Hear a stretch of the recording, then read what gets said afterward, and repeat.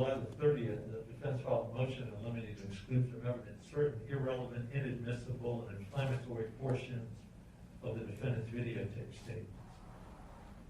And we provided to the court last approximately an hour and a half. The defense has no substantive. They include matters such as allegations of mutilation. The other co-defendant, Isis Schauer, pled guilty to second-degree murder, received 20 years altogether. This amendment means profit. That's the law of the land. And there's no way that that's going to happen, frankly. Now, I understand this is a bench trial. We're obviously aware of that, Your Honor. And there is a case that we've cited, Fuente versus State. The only case in Missouri that I can find that addresses this issue. Do these issues, such as Bruton, apply in a bench trial case? I do want to point out what happened to Mr. Fuente before we talk about that. Mr. Fuente was in a car with a fellow by the name of Kerrigan. They're driving across Interstate 70, and they enter the 65-mile-an-hour zone. Apparently don't realize that, and they're pulled over for speeding. The officer detects an odor of marijuana. Of course, they deny there's marijuana. There's a dog that comes. The dog alerts. And so Mr. Kerrigan, the passenger, said, oh, that's Mr. Fuente's 45 pounds of marijuana. They have a suppression hearing. They're charged jointly. They have a suppression hearing. Mr. Fuente does not testify. Mr. Kerrigan does testify. But the issue is the stop. But nonetheless, during the suppression hearing, Mr. Kerrigan says, the marijuana belongs to my co-defendant, Mr. Fuente. The judge overrules the suppression motion, and now there's a trial scheduled, and rather than we don't have a trial, their lawyer or lawyers agrees basically to submit the factual argument from the suppression motion as evidence. That's the trial. And so Mr. Fuente gets convicted, surprise, surprise, and for the first time on appeal says, oh, judge, by the way, you should not have considered Mr. Kerrigan's statement that I own the marijuana. The first time, that's when he raises it.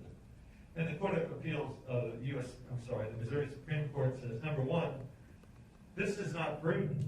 Mr. Kerrigan testified. He testified. And number two, even if it was, this is a judge-tried case, and we're going to presume that the judge was able to differentiate improper evidence against Mr. Fuentes from proper evidence against Mr. Fuentes. Because judges do that all the time, and of course they do. Every time there's a suppression motion, that happens.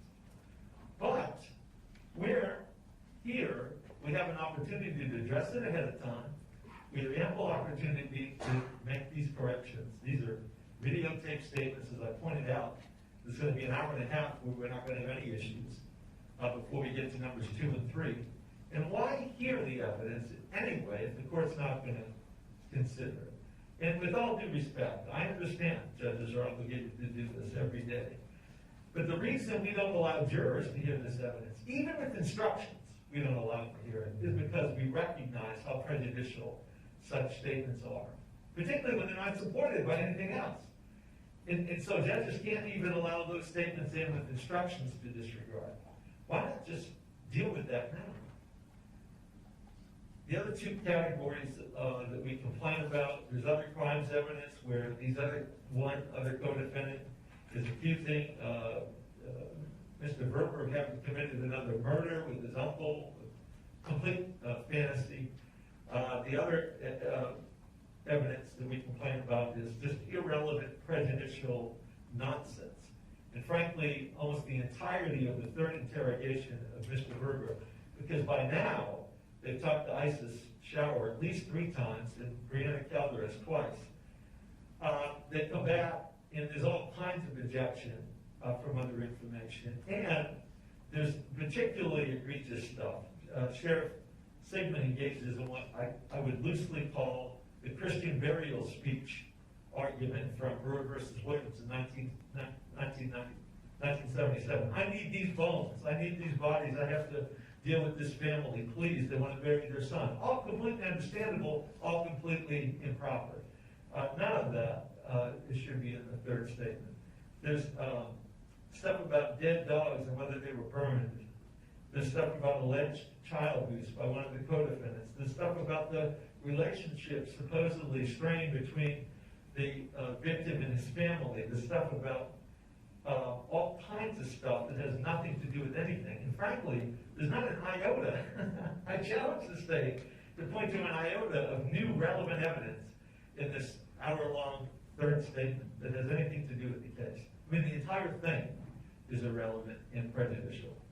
And I understand the test. I think we all do now. We've practiced him a while. I mean, yeah, some of this stuff has a loose relationship to the facts, but if you judge it under its legal relevance, is it unfairly prejudicial? Does it confuse the issues? Does it mislead or waste our time? Those tests are all met. That entire third interrogation should be out, not listened to. And that's our motion. Again, I appreciate the fact that this is a bench trial case, but nonetheless, why hear it and then decide it's no good when we can address it ahead of time? It's not in dispute what's said. This isn't a situation where you have to rely on the testimony of the detective before you know what the conversation was. I mean, this is transcribed, it's videotaped. So we know, and it's submitted under seal because I thought we needed to do that. But having said that, none of it should be played in this courtroom during the trial. Judge, with respect to the motion that was filed, I think they're now complaining about other things that were never in their motion that was filed. But within respect to the motion that was filed a week and a half, 2 weeks ago, we had a hearing last week and this motion wasn't brought up. And so we're here before you. My suggestion to you would be simply this.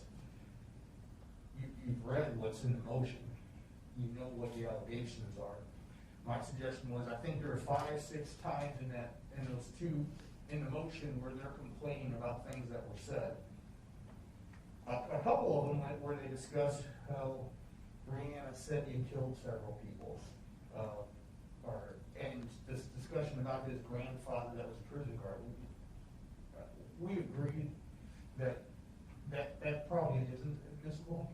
My suggestion would be with respect to those and any other ones, when we get to those points in the tape, we can stop the tape and we can have an argument about those individual ones, or I can go through them each now. Because you'll see, they bring up well, let me address this too. The Christian burial speech, while I agree with Mr. Berrigan, it's a kind of analogous type of statement being made to the cop, by the cop. We need these remains, let's bring them back so we can bury them. The Christian burial speech case was a Fifth Amendment case, whether his rights were violated. His rights weren't violated by this officer saying it to him. What this officer is saying to him is, there's bones scattered out of this property, we want to get them, where did you do it? There's nothing improper about that at all. When they tell him at various times, we've talked to your co-defendants, they don't then come in and say, your co-defendant said X, Y, and Z. What they say is, we want to, they say this happened. Tell us if this happened or not. I think there's a big, big difference there. And his response to some of those questions, I think, is perfectly admissible, whether it's a jury or a bench trial judge. And so, unless you want to go through these individually now, each one they're complaining about, I propose that what we would do is when we play it, if we get to that point, we can stop and have a brief argument as to why this is, and then you can rule and say, hey, listen, I'm aware of the information because you put it in your motion, but I'm disregarding it for this reason or that, or I think it's perfectly admissible. But that would be my solution to this situation. Can I respond? Sure.